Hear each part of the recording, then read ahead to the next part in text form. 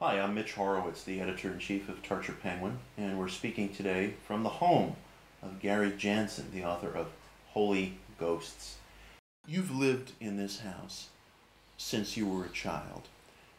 At what point during your lifetime did you begin to notice that this house was not like every other house? When we first moved in, I was 6 years old. And when we moved in from my grandmother's house. We were living with my grandmother since I was born. And the house felt weird. As a little kid, I was frightened as just a little kid. It was a new environment. And this used to be an old, for lack of a better word, hippie house. Mm-hmm. The house had a lot of history behind it. So when we came in, coming from a very kind of conservative household that we were in before, and coming in and seeing pink walls and decals and orange, the kitchen was orange. Things were falling apart. The place was just covered with like mattresses and old stuff that was just left here. It was a little intimidating for a kid. And as we settled in, you would hear things at night. You would hear things during the day. And I had parents that were on polar opposites. My dad would say, those things are just natural occurrences within the house.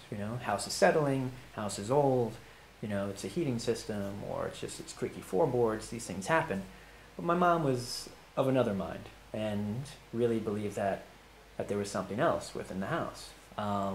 Something probably supernatural, or something supernatural.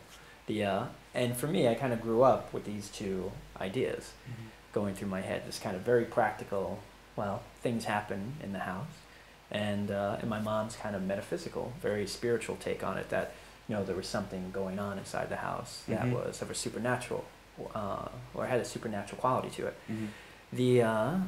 But I would hear whispers at night. We would hear people, or you would hear the sounds of footsteps on the staircase. Classic haunting stuff, which even to this day kind of intrigues me very much, is that there seems to be an order in how hauntings happen. People talk about the same type of noises, mm-hmm. Or the same type of encounters. And that kind of fascinates me a bit. But just, growing up, I started to lean more toward my dad, that this is all just rational explanations for everything. Mm-hmm. I moved out for a while, grew up, moved out, and then my wife and I moved back in 2001. We bought the house. Mm-hmm. And even at that time, we would hear things in the house. And again, I think the logical part of my head was just, this is just, these are things that happen. Mm-hmm. And didn't really have any kind of spiritual or supernatural take on it. But then something really weird began to happen in 2007 that really made me it just really made me take notice of things in a way I hadn't taken notice of them before. And a lot of that had to do with just the fact that I was experiencing these physical sensations that started in my son's room. And they were the most intense, strange things I'd ever felt before in my entire life. And in the beginning, I wasn't even thinking about what my mom said about the house being haunted as I was growing up, or having, ghosts in it, because my mom did say that there was a ghost in the house. Mm-hmm. Talked about a very specific ghost that, really was in this room a lot of times and would move from the window to the door. Mm-hmm. And it wasn't until, months later, as more and more things unfolded in the house, that I realized maybe my mom, was onto something mm-hmm. that I, didn't think about. Starting in 2007, what were some of the concrete physical events you experienced in the house that convinced you Mom was right? Right.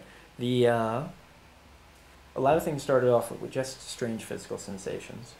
And a lot of people talk about, during hauntings, of the house getting cold, or temperatures dropping. I didn't really experience that, but I really experienced a strange electrical sensation that happened only in my son's room in the beginning. And it really felt like, and I describe it like this in the book, like someone wearing an electric glove and rubbing it up and down my back. I tell people that story now, and they say, was it Michael Jackson? And I'm like, no, Michael Jackson wasn't dead in 2007. He was alive. He was alive back then. And so that, that was something that I experienced. That was a very real thing.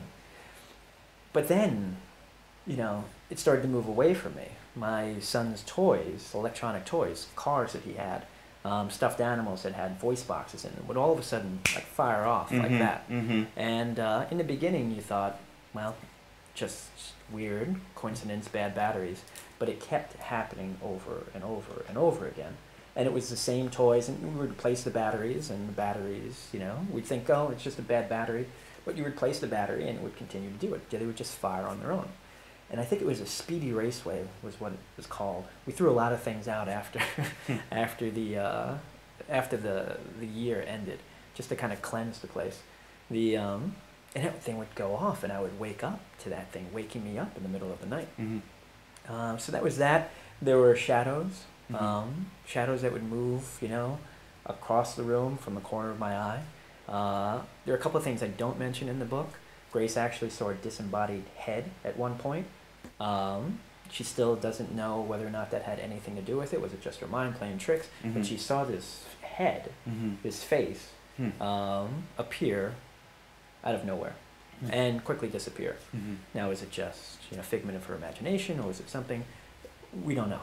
But there were strange electrical anomalies with the lights. Every Sunday there seemed to be like a brownout in the house.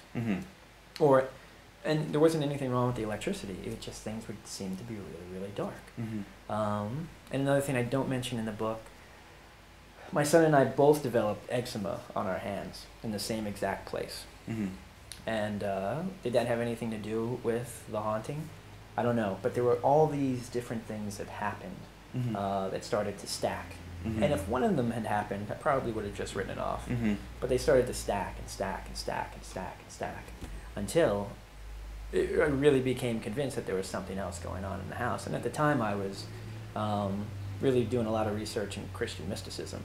And I think that made me very aware of some of these things that maybe I hadn't paid attention to in the past.